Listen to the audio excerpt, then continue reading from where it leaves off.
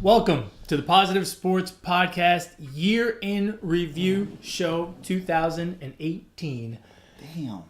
I will be your host this afternoon, Ed Montana. Alongside me today, my amnesia brother who remembers nothing about 2018. This should be very interesting. Alex, how are you? It's all a blur. It's all a blur. I hardly remember yesterday.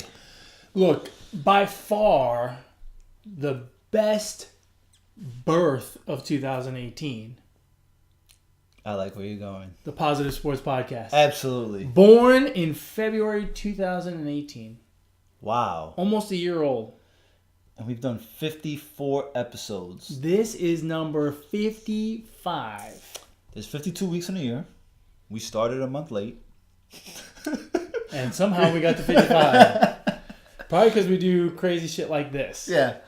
I must say 2018 started off good with us, the Positive Sports Podcast, and the fans.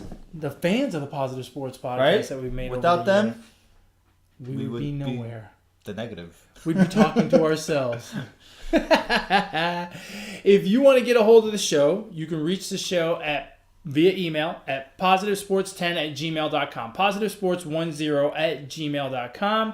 If you want to get a hold of this guy, how do they do that? On Twitter at BrooklynGaucho8. Excellent. And if you want to get a hold of me, you can do so on Twitter as well at eMontana21. Go ahead. So we've been working on a Twitter page because the Positive Sports Podcast doesn't have a Twitter page. But it does now. It does now. Excellent. It's under construction. Feel free to give us a follow. The handle is at Positive Sports 6. It's all it will let me pick. Make sure you give us a follow on Twitter. Who are the first 5 Muppets that took 1 through 5? I don't know, but we need to find them. We need to find them, smack them around, and take their handle. We are the only Positive Sports. We can be Positive Sports 1 through 6. Yeah. I'm a creative. No, I'm just kidding. At Positive Sports 6 on Twitter. Go give us a follow. I'm going to follow that right now. Going into 2019, I think Ed could agree with this. One of my goals is to have a lot more fan interaction. So we definitely want that to be a priority, if you will, for the show to just get some fan interaction. We don't care about how many followers we have. We don't care about subscribers. Of course, feel free to subscribe, but we just want to have a fan interaction. That's all, and just spread some positivity and talk sports and talk it doesn't have to be just sports. We can talk. Hey, he's an accountant. You need some accounting advice? This is your guy. Don't come to me for anything because I don't know shit. But just interact with us. That's all we want. Yeah, we don't care if you caught our. What did we end up calling that one episode? The BS episode? The BS episode, yeah. Yeah, we'll talk about anything. We don't care. We're a couple of chatty Cathys. We just like to talk. That's it. So let's get into 2018 year in review. I thought we'd start off by addressing all of the champions in 2018. The wonderful thing about sports is if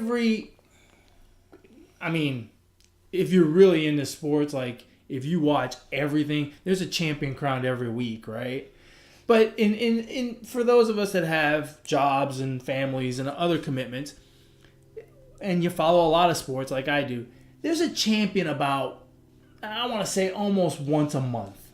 Yeah. There's someone who has made it through the gauntlet of their season, made it through through their playoffs, and have gotten to the point where they are crowned the very best in their sport for that year. So, with that, let's talk a little bit about 2018 champions. We started off the year with college football, right? Alabama over Georgia in the national championship game that went into overtime. In February, we had the Philly Special. The Philadelphia Eagles winning the Super Bowl over the New England Patriots.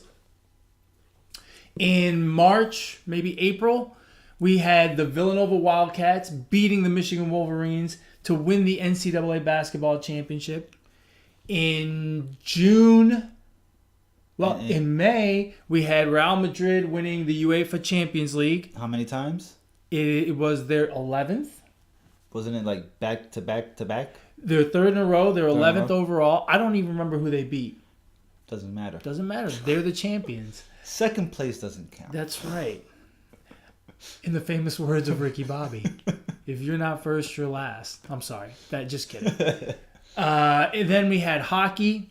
In June, the Washington Capitals winning the Stanley Cup for the first time over the Vegas Golden Knights. That's a big story.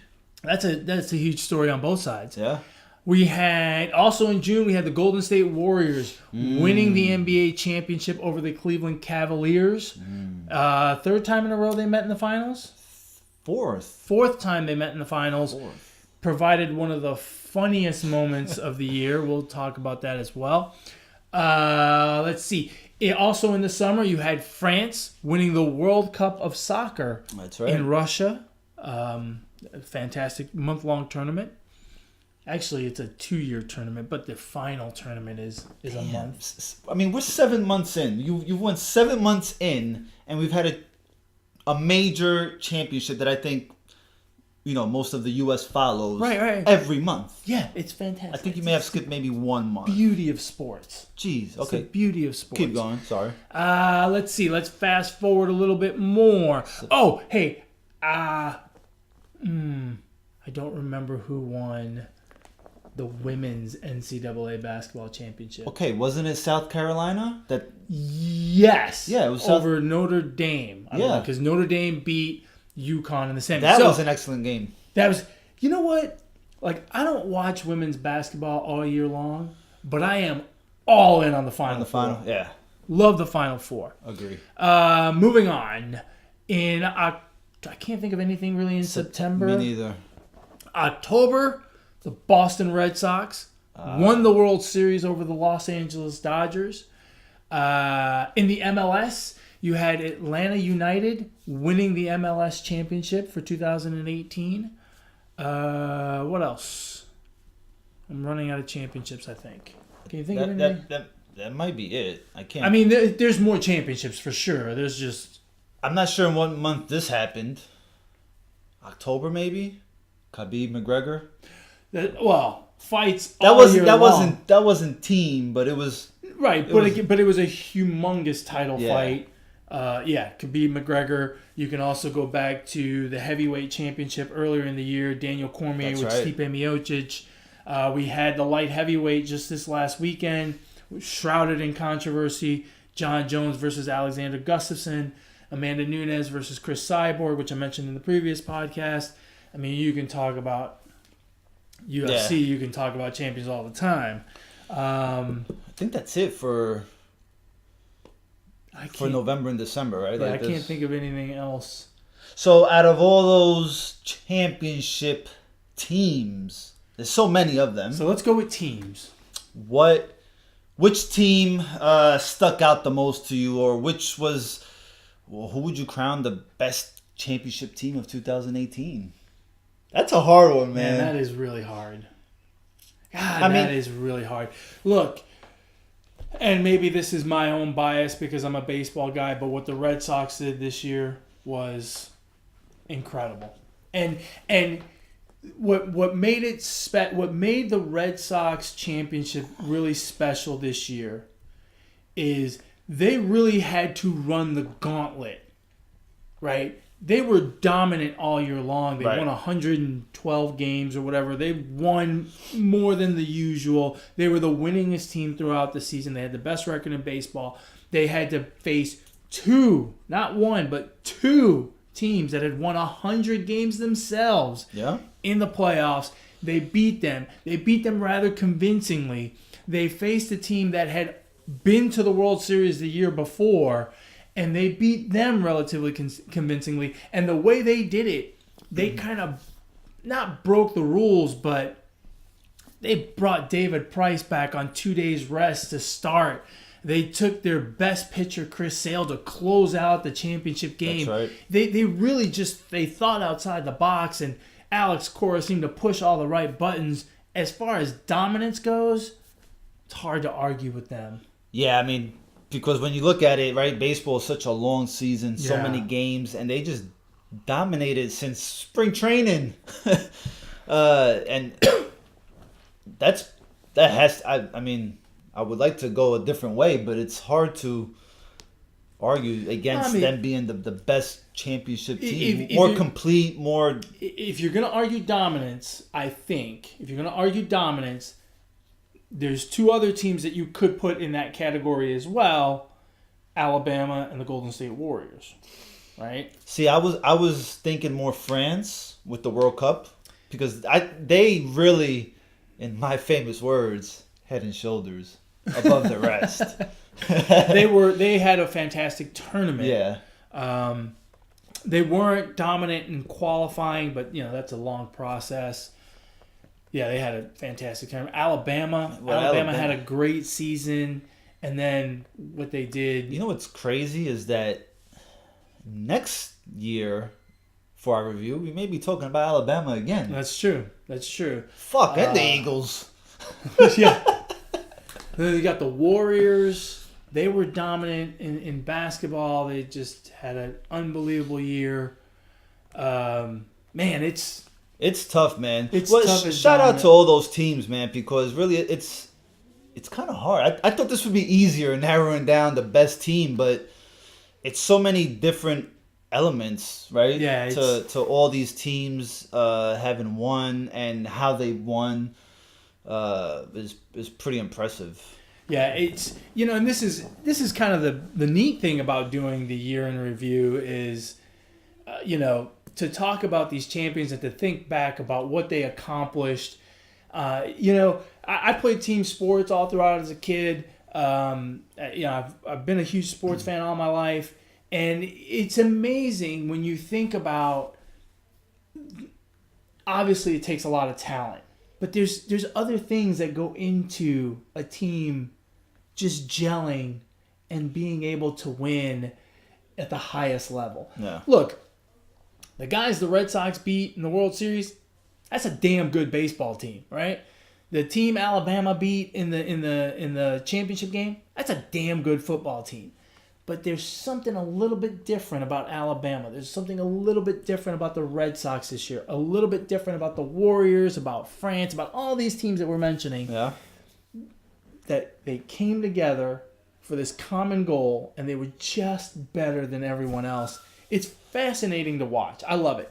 Yeah. I mean, I love team sports. When you think about France winning the World Cup, this is a tournament that only happens every 4 years. Yeah. Right? So to come together and, perform the way they did is quite impressive to And me. I think it's harder in a way because those guys, they play on their club teams. Right. They come together with their international team for 2 or 3 games, 5 or 6 times a year, and then, to go through qualifying. And then they come to this month-long tournament where they have to play 7 games together. Mm-hmm. And, man, that's hard to do. 7 or 6 games? 6 games, right? Because They play 4 groups. No, I'm sorry. 3, you're right. 3 in the group stage, and then the round of 16, the round of 8, the semis. No, 7 games.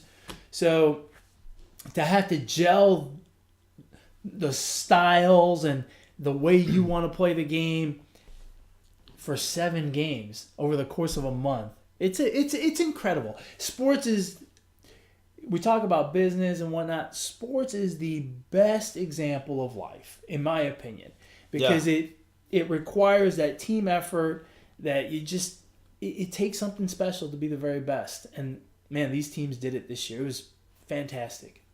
Or in the case of the Eagles, a little bit of balls. Yeah. I mean, running the Philly special, playing against the Patriots. You have the Eagles who were an underdog going in. They played the underdog role. Carson Wentz goes down with a huge injury. Talk about team.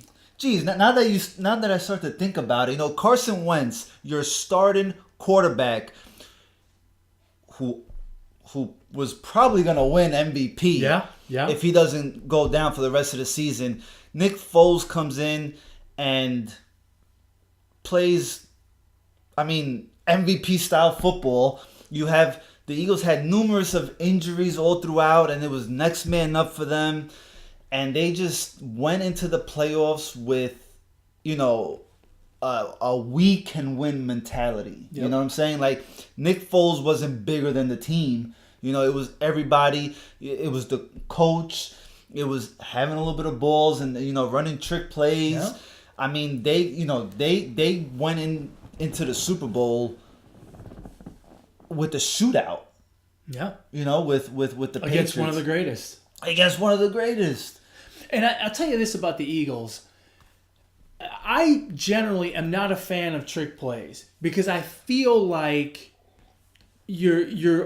I feel like if you feel like you have to run trick plays, it's because you don't think you're as good as the other team and you're trying to steal something. Mm-hmm. The way the Eagles did it, it didn't feel that way. It felt like, hey, we're going to go out and have fun.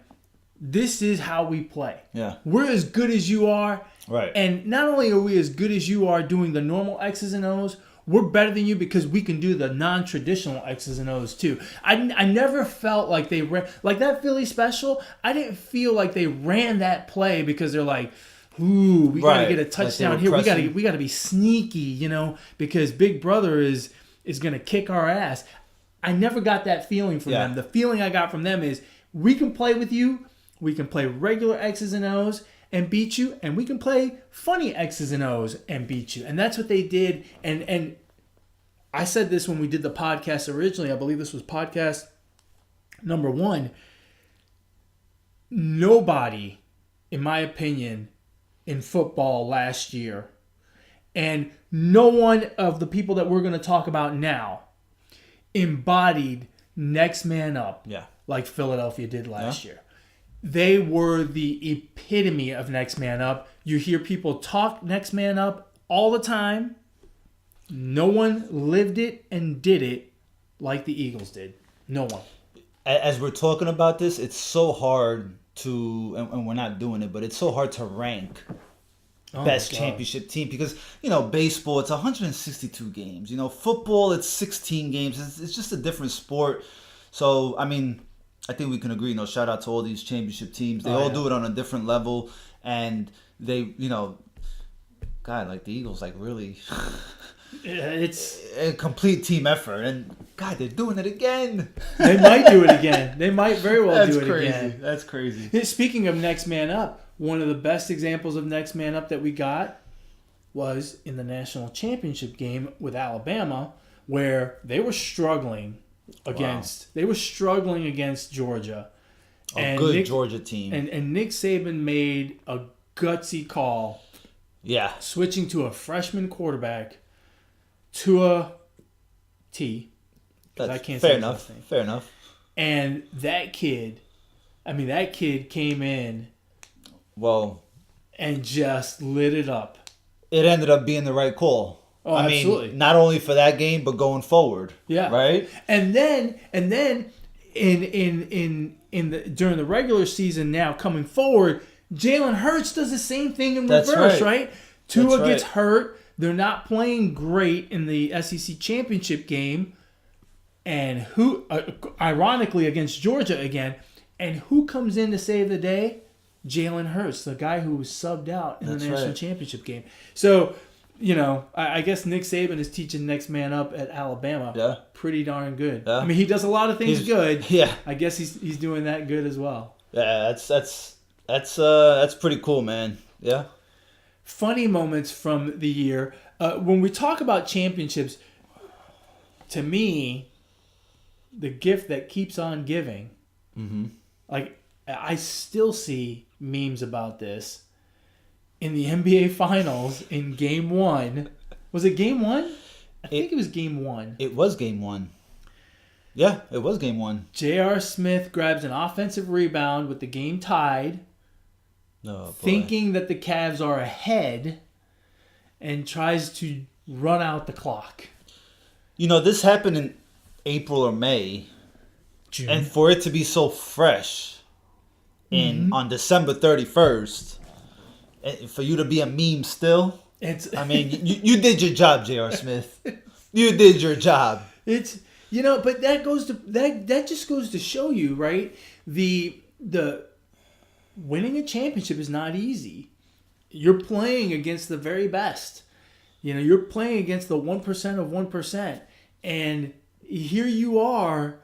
The pressure is so intense. The lights are so bright. It is so difficult to win a championship. People make mistakes. Yeah, the biggest one of his life. And sometimes they become very, very amusing to the rest of us that watch. Just incredible stuff. Absolutely incredible stuff. Let's see. If you think about championships, the biggest surprise has to be in hockey, right? Where you had an expansion team. Right? We're talking about teams that shocked us in 2018. The Vegas Golden Knights didn't win the Stanley Cup. But, man, they came close. Yeah. They made it all the way to the Stanley Cup Finals.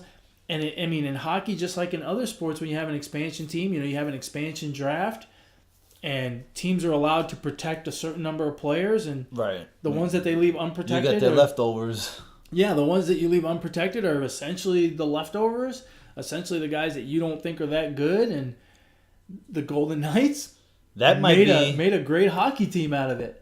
That might be the best inaugural team ever.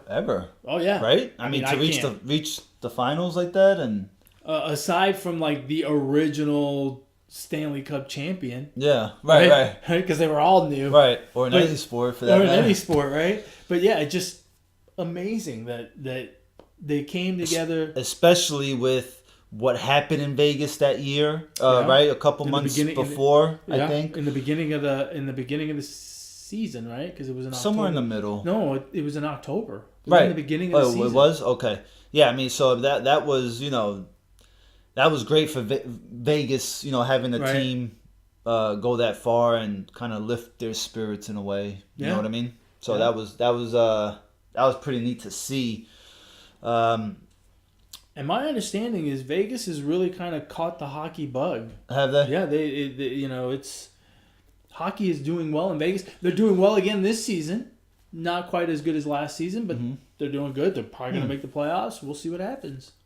That's amazing. It is. It's incredible. Best celebration of winning a championship also comes from hockey. Did anyone have more fun with the Stanley Cup than the Washington Capitals? What did they do now? What didn't they do? That thing was at pool parties. Strip clubs. I mean, Alex Ovechkin paraded around D.C. with that thing everywhere he went. And he'd show up at baseball games and drink more champagne out of it. And, I would too. I mean, he seemed to have a good time. Yeah. Well, it was a long time coming for him. Absolutely. Our best player in the league. Well, he's certainly one of the best. One of the best. Top 5 player in the league for sure. Yeah. I mean, they had. And look, I think they all have a good time. It's a little bit different in hockey because they travel with the trophy, and the trophy is, it's one trophy. It's not like in football, right? The Vince Lombardi trophy that they hand out in football, that's the same. That's, you get one, and next year they make a new one, and whoever wins next year. The Stanley Cup is one. There's only one of them. And so they treat that thing with like royalty. I mean, the guys that travel with it wear gloves to handle it. And you don't want to be the one to drop it or, put a dent in it. You don't want to be that guy. A la Sergio Ramos, who dropped the Copa del Rey off the bus. I remember that. That was years ago. That was in 2018. We won't talk about that. Let's see. What else? Real Madrid winning the Champions League again. 3rd time in a row. 11th overall. The Champions League is a unique tournament. I kind of wish we had something like that. But basically what it is so they take the top 2, 3, 4 teams from every country and they play this massive tournament. And it's in Europe, right? Mm-hmm. It's based in Europe. They play this massive tournament while their season is going on. So imagine the Red Sox in 2019 are playing their regular season, and in between, they've got to run off to play the champion from Venezuela or Mexico or Canada or whatever, right? And they're playing in this massive tournament while their regular season is going on. So it's a difficult tournament to win because of so much going on. Yeah, so much traveling and Real Madrid won it for the third time in a row. That's impressive. It is very impressive. The things you mentioned, that really makes it that much more impressive. Yeah. Right? I mean, think about the amount of games you're playing, traveling, wear and tear, right? And then just to win back-to-back is hard. Having win 3 in a row is and you're playing unheard of. And you're playing in soccer, right, where money is king. You're playing all-star teams. Right. I mean, you're playing yours is Real Madrid's an all-star team in and of itself, for sure. But you're playing against Manchester United and Juventus and Bayern Munich, which those teams have a lot of money as well. They've built these powerhouses. Those are all-star teams as well. So, man, from a team's perspective, that has been a lot of fun. All of those teams are.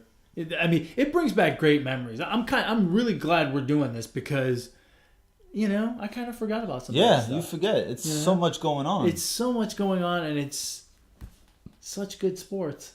I love it. I love it. So, what about individual stories? Individual stories. Like, what's your biggest story? We can go sport by sport, or we can just do it as they come.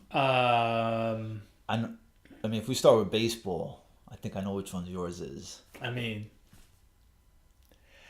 How does a guy who pitches and hits not win the MVP every year? I'll tell you how. He gets injured and doesn't play the whole season. But if Ohtani had played the whole season, he should have won the MVP.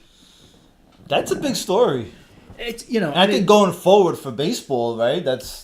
I huge. really hope that the Angels don't force him or whatever. I hope that the decision is not made for him to be just a pitcher or just a outfielder. Mm-hmm. I hope that they let him do both because I really want to see.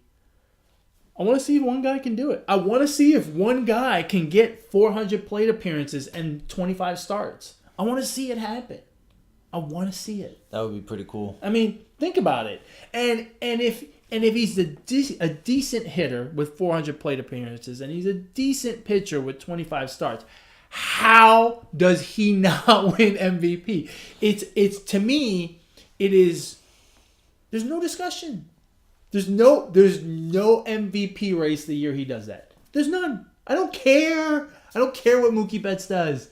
Hey man, real nice that you hit 310 and had 40 home runs and 120 RBIs. That's beautiful. But did you pitch 25 starts, win 13 games with a 3.26 ERA?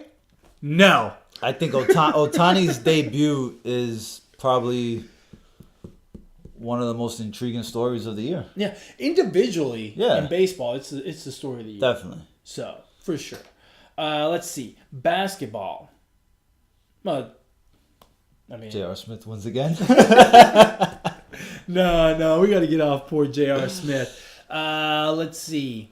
Is it LeBron switching jerseys? It's got to be, right? Is there any other? LeBron casts such a huge shadow over the sport. We have so many good players in the NBA that we could talk about, but Paul George is an excellent basketball player. Yeah. And yet, is he going to go somewhere? Is he going to re-sign with OKC? There was some drama there. He did what probably 90% of the players wouldn't do. He re-signed with OKC, and no one gave a shit. It barely registered on ESPN. Yeah. LeBron just is. He is. I hate to say this, right? Because it sounds like he's bigger than anything else. But he is the NBA. He is the story. Even the Warriors are not as big a story as LeBron. This season they might be. Or earlier in the season. Yeah, but that was just That was just a little hiccup. That wasn't no big deal. Yeah. With KD winning back-to-back MVPs. Yeah. If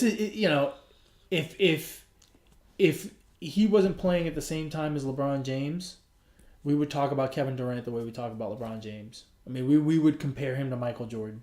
He's that good. Probably. He is a phenomenal basketball player. Well, I think in 2019, free agency, we'll get to talk to him. We'll talk about him. But I bet you... That'd be cool if we can talk to him. Yeah. KD, hit us up. PositiveSports10@gmail.com. PositiveSports10@gmail.com. Twitter, eMontana21. Brooklyn Gaucho 8. PositiveSports6. Hit us up. Nice. It might work. It might. That'd be fucking awesome. On the line today, our friend Kevin Durant. I bet you his free agency is not nearly as big of a deal as LeBron's. Yeah, you're probably right. You're probably right. Even though he is, best basketball player alive right now. Yeah. Maybe tied for second. What are the stories in the NBA as we go around? In the NBA, really not much. NFL. Oh, man. 2018. As far as like players or well, yeah, we're what talking stands out? Stories. It's got to be the Raiders.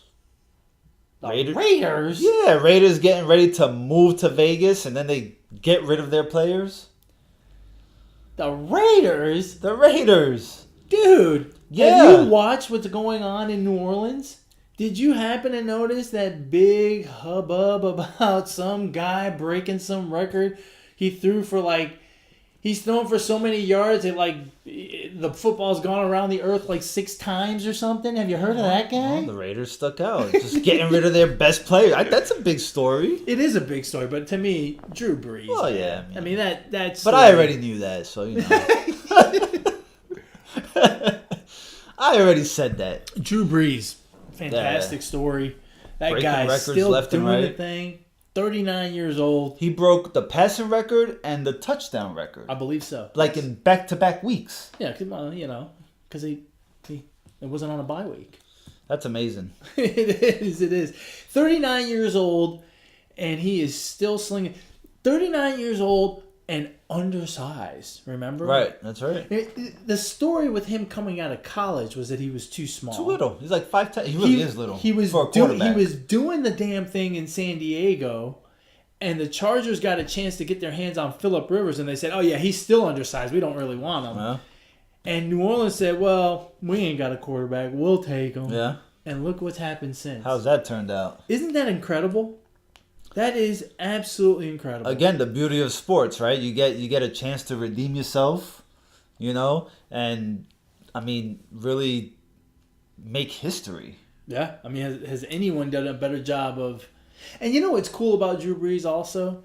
You never hear he doesn't talk like he's got a chip on his shoulder. No, not at all. I've never heard him. He's just a good guy. He's just a good dude. Yeah. Yeah, I agree. Pretty much. I agree. The best video I've seen of him was the one with him and his kids getting ready for bed. He's got 4 boys, and they're throwing the football around. They're running around the room, and he's firing footballs at them as they run by. Can you imagine trying to put those 4 to bed, and Drew Brees is your dad? Well, can you imagine those 4 growing up? I mean, we could have 4 Breezes in the... It'd be a storm. Dude, that'd be fucking awesome. Raising great. 4 kids, and they're all monster NFL quarterbacks. I hope they're taller. At the same time? Yeah, hopefully they take their mom's side. Yeah, hopefully he married himself a tall chick. The other story in the NFL, well, I think 3 other stories. Patrick Mahomes slinging 50 touchdowns. Baker Mayfield turning the Browns around. He's going to turn the Browns around. I think he has. He's turned that he's given them hope. Right. Pretty much. The attitude is different. Yeah. But you know what? Baker Mayfield, he's cocky. He's cocky. He is. But I feel that he's got the right intentions. You know, it's because you have players that are cocky, like Jalen Ramsey, and you know, it's me first before the team, and it's you just want to show out, right? But him, I think he truly, in his heart, wants to turn around this franchise, and he's on his way of doing that. And the thing about him is he's cocky on the field. Right. Off the field, he talks. He kind of doesn't care. He doesn't talk. It's not like Jalen Ramsey. Right. He's cocky on Sunday. Jalen Ramsey's cocky Monday through Saturday. Yeah. And then gets torched on Sunday. Right. Or at least, a few times. Yeah. The other story, Nick Foles. I mean, and the story is not over. This may just be chapter 2 of the same story. In the same season, in the same year. I mean, he's doing it in the same year. It's right. Super Bowl, and now if they knock off the Bears, what do you think they're going to do in Philadelphia if he takes them to the Super Bowl again and wins? Do they build him a statue? 2 statues? The person that I feel bad for is Wentz, because if this happens again, this guy may never be the same. Honestly, think about it. He may never be the same up here. Yeah, but the thing is that they still are going to keep. The Eagles still think Wentz is the guy. That Wentz is their quarterback. But how do you?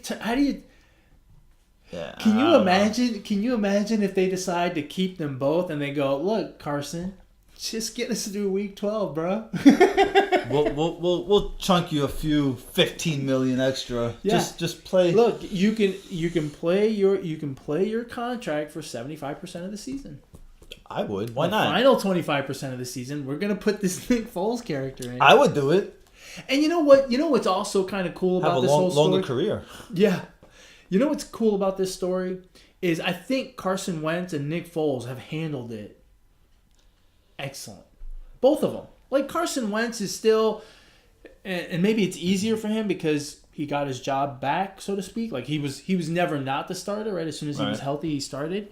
But Nick Foles, right? Like, I mean, Joe Flacco took his team to the Super Bowl one year and turned it into a monster paycheck. Yeah. Nick Foles said, "Nah, man, just give me my ring and I'll keep being the backup."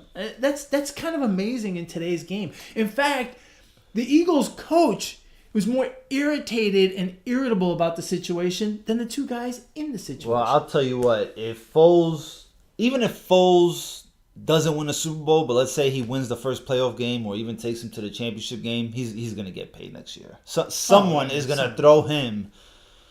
Well, if you're the Eagles, right? Is he a free agent? He's a free agent. Oh, yeah, I know. Yeah, I know. They should have traded him last season.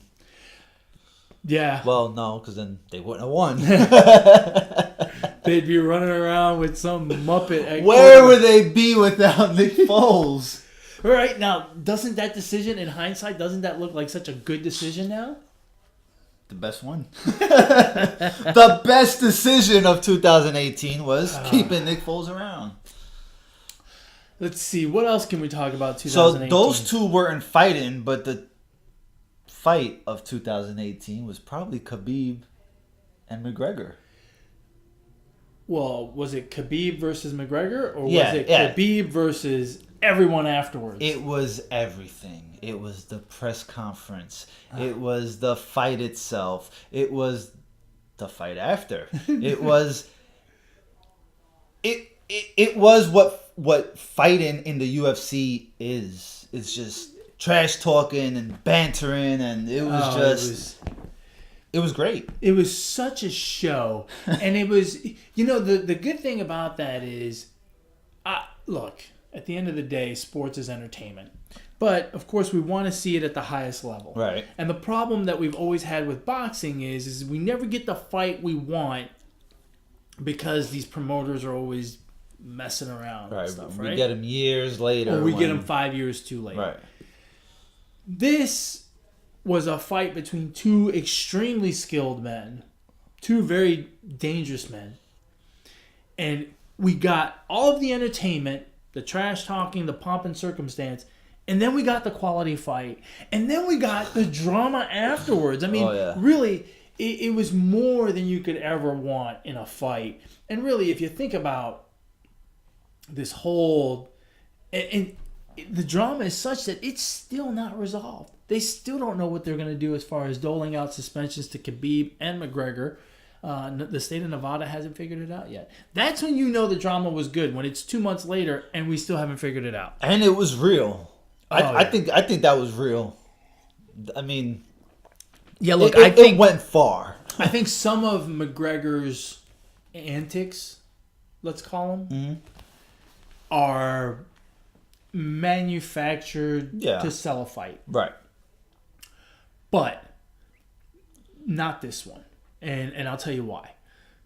The incident in April, right, that precipitated all of this, where McGregor showed up at the Barclays Center, throwing a dolly through a bus, trying to get at Khabib. That incident was precipitated by Khabib and his friends smacking around one of Conor's friends a couple of days earlier, which was precipitated by some comments made in the Russian media by Khabib calling Conor a chicken, which apparently a chicken, like when we call someone a chicken, it's not a big deal. In Russia, you call someone a chicken, it's a big deal. Yeah. So it's something that has been building. Right. And I think there's some genuine love loss between them. So this lasted all of 2018. Yeah. It's been a long time coming. What we saw in October was merely the overflow of something that's been boiling for a long time. Right. So, also, if we're going to stay in the UFC, 2 times, this is going to get confusing. 2 times we had someone win 2 championships simultaneously. That's a lot of deuces there. But Daniel Cormier... I love taking deuces. Daniel Cormier was the light heavyweight champion, stepped up to heavyweight to fight Stipe Miocic, and won. So he was the simultaneous champion at light heavyweight and heavyweight. And then on Saturday, Amanda Nunes, who is the bantamweight champion, stepped up to featherweight to fight Chris Cyborg, beat her in probably the most exciting 51 seconds of a woman's fight you'll ever see. Actually, probably the most exciting 51 seconds of a fight this year. No hair pulling. No hair pulling. Straight savage. You know, she won 2 titles as well. Cormier should be voted like fighter of the year. I mean, what he's done. He was. Was he? Yeah, he was? Okay. Fighter of the year. There you go.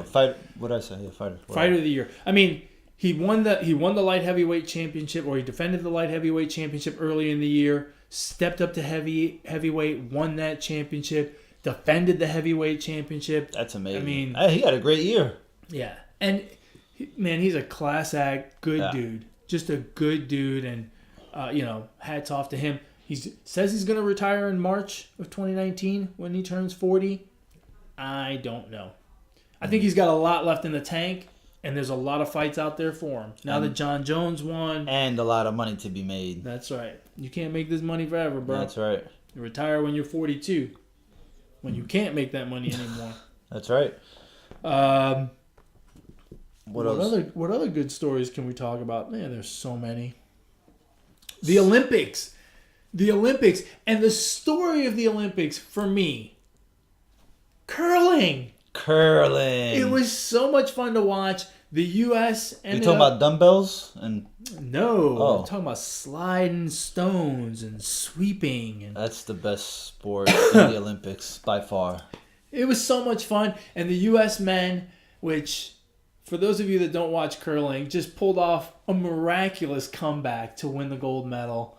Just fantastic. Those guys from Minnesota got there, took their 15 minutes of fame and stretched it out for a week, and just had a blast. Those guys were on every talk show in town. Curling. Winning that gold medal has to be, when you do it the way they did it. Well, and again, any gold medal. Think about it. When your sport isn't popular, and you get this opportunity once every 4 years. Yeah. To call yourself the best. When it only comes around once every 4 years, man, that's It's got to be an incredible feeling.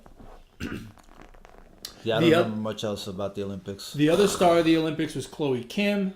She won a bunch of gold medals. What did she do? Skiing? Snowboarding. Oh, snowboarding. Snowboarding. But she's like 17, and she's doing all these flips and stuff, and she's winning. I used to be able to do that when I was 17. Good times. Have you ever been snowboarding? Oh, yeah. In my dreams, plenty of time. That's about the only way. Chloe Kim, the American darling. The real American hero. Yep, for sure. What other stories from... Sister Mary Jean? Is it Mary Jean? Or What Sister Jane? Jean? Mary Jo? Sister Mary. I thought it was Sister Jean. Come on, when you talk about a sister in 2018, I mean... What other sister is there? She was throwing out first pitches. Yeah, she got popular. No, she wasn't throwing out first pitches. This was another different sister. No, she was. She made the rounds after the tournament. Okay. So for those of you that have forgotten, I think sister was everywhere. I think it's Sister Jean. Sister Jean? Yeah, I don't know. Not Jean. No, Sister Jean. She was. I don't know what exactly is her role with Loyola Chicago. I don't know. Is she the dean president or or some something? shit? I don't know. But she was at all those basketball games. They went on a run in the tournament, and she became the most popular thing ever. It got to the point where no one wanted to pick against Loyola because they thought she had the hotline to the big man upstairs. Think about it.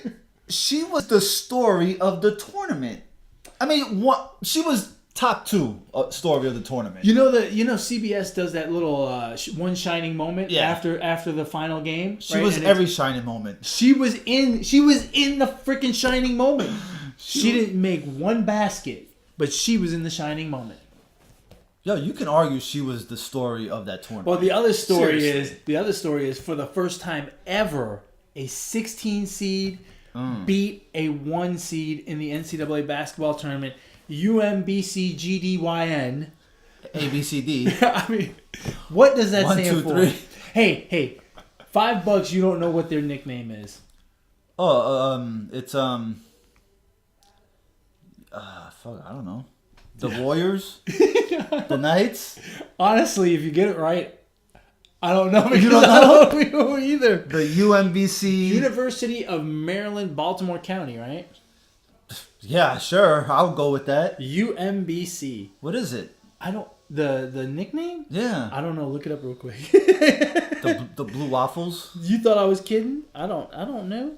Look it up. I'm looking it up. I'm looking it up right now. I don't know what it was. Carry the show, my brother. But we've never seen a 16 seed beat a number 1 seed. They probably lost in their next game, right? Yeah, they did. They did? What is it? Knights? You never would have gotten this. Give me a hint. Dog. Bulldogs? No. The Wieners. The Poodles. No. The Retrievers. The Retrievers. Oh my God. Really? Yeah. And their dog and their little mascot thing is a golden retriever. Well, that makes sense. Well, why isn't it golden retrievers? That takes too long. You know, it's the same got thing. The golden bears. No, most of the time they call them bears now. Cow Really? Bears. And the hockey team, the Vegas, they're the Vegas Golden Knights. More and more, they're starting to call them the Vegas Knights. The Vegas Knights, huh? It's the same thing with Tampa Bay, right? They used to be the Devil Rays. That takes too long. Just Rays. That sucks. Yeah, I wouldn't have guessed that. Yeah, you would have never gotten that. In the world of tennis, we had Serena Williams. Serena Williams got more attention for losing a tennis match than she ever did for winning tennis matches. Sadly enough. Now, in all fairness to her, she came back onto the scene after taking some time off for the birth of her daughter, and she was lights out at the U.S. Open until she ran into Osaki, and unfortunately, that match became overshadowed by one call, which really kind of didn't play into the result. And it really overshadowed Osaka, who played a fantastic tournament. I mean, she was good throughout the Which tournament. is a shame because she went up against the best tennis player in the world. And beat her. Beat her soundly. And no one's going to remember that. Right. Except for Osaka. Yeah, it really is a shame, too, because... And the fans booing during the award ceremony...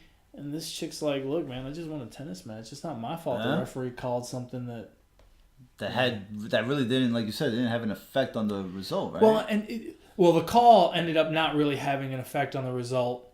I mean, it did. Obviously, it cost Serena points and whatnot. But Osaka was going to win that match regardless. Yeah. And it was up to Serena to make a comeback, but it didn't look like she was going to. And the call was one of those things that, she got called for coaching from the coach's box. And Serena got really...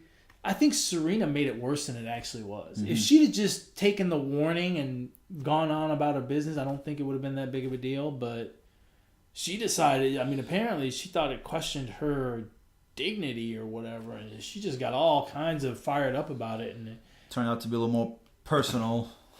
Yeah, it was a mess. Probably the biggest controversy. What are the controversial moments that we have in 2018? Can we think of any good controversies? There were. I can't think of any. I'm sure there are. It always works this way, right? Whenever you're sitting around thinking about it. I'm sure there are. I can't think of one. But anyway, Nadal won the French Open. I think again. For like the 11th time. That's the only tournament he should play in. If he's in, everyone else should drop out so he can win 12. Yeah, it's crazy. He absolutely owns that thing. I just don't. I understand it. Tennis is the only sport really where they play on different surfaces, and the surfaces are so different that it makes a guy dominant on one and just really good on another. Just a regular tennis player. Well, he's not a regular tennis. I mean, he's won other tournaments that are not on clay, right? Yeah. But yeah, he's not. He ain't won 11 of anything else. Right. No other sport does that. It's kind of interesting when you think about it, right? Because baseball, the field dimensions are a little bit different, and you have the air issue in Colorado, but it's basically the same game. Yeah, it's not like turf and grasses. Although you do have the DH in one league and not in the other, which affects pitching stats and stuff. But football, kickers get fucked with indoors, outdoors. But other than that, can you think of anything else? Kickers. I can't think of anything else. It's been a good year in sports. It was. There was a lot to look back on and good moments. Yeah. I must say. A lot of good stuff. And look, 2019 is but 12 hours away. We're about to get another year full of sports moments that we can talk about next year. Yeah. I can't wait. We got the NFL playoffs right around the corner. We got the national championship game already set. Alabama-Clemson for a third time. Basketball and hockey are in full swing mid-season. Major League Baseball's in the off-season. They're dealing with free agency before they kick off a new year. Soccer's in mid-flight around the world. Great stuff. Good stuff. Can't wait for another year of sports action. No Olympics and no World Cup. No Olympics, no World Cup in 2019. That's all right. That's okay. That's okay. The sports world will always give us something to talk about. Always give us something to talk about. You got anything else, my friend? Nah, man. You want to do a year-long shout-out? Your favorite person of 2018? Man. God. I can't, I don't know. You want to go? Maybe I'll go first. And this I don't want to hold up the show. This isn't a big deal. It's not a big deal. But our touch with the most famous, our closest touch to a famous person is a UFC fighter. Yeah. And this year, he fought on the Contender Series. He won. He got a contract with the UFC. fought in the UFC. He won his first fight in the UFC. Looks to have a promising career. And he's a friend of ours. Yep. Juan the Kraken Adams. And I know that sounds a little bit childish, and I'm picking my friend for a shout out. But look, here's the thing. The guy kicks ass. Yep. That's cool. Plain and simple. But the guy's fun. He's a fun guy. Follow him on Instagram or Twitter at ChosenJuan285. He's just a good time. He's just a good dude. He's just a good dude. He just likes to have fun. He's a good dude. Comes from a good family. Went to college. He's not a dumbass. He's not a meathead. He's very insightful. He's just a fun guy. And I expect great things for him in 2019 and beyond. And and he's my friend. So I'm gonna take the easy way out. I'm gonna go that way. He ended 2018 in a nice way, making his UFC debut, right? Yep. And winning ass. a tough fight, but really beating the shit out of a guy who had a lot of experience. So. Yeah, I don't have nobody. Alex doesn't like anyone. I don't like anyone. Alrighty. Well, with that, there's our 2018 year in review. If you have any comments for us about 2018, anything we may have missed, if we didn't talk about your favorite darts player from 2018 or whatever, drop us a line. Email the show, positivesports10@gmail.com, positivesports10@gmail.com. If you want to get a hold of Alex, how do they do that, my friend? Don't be a leader, be a follower on Twitter at BrooklynGaucho8. And if you want to get a hold of me, you can do so on Twitter as well, at eMontana21. The show also has a Twitter page. It's under construction, but you can start to reach out to us there as well, at Positive Sports 6. And with that, that is 2018, folks. Look, like we said in the very beginning, the Positive Sports Podcast was born in 2018.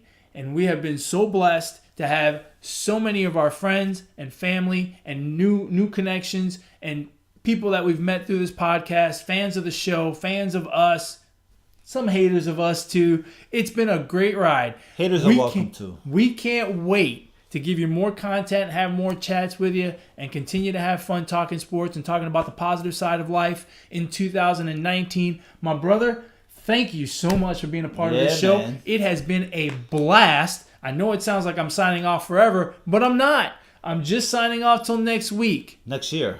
Until next year. As always, folks, ignore the negativity. Be the positivity. Peace.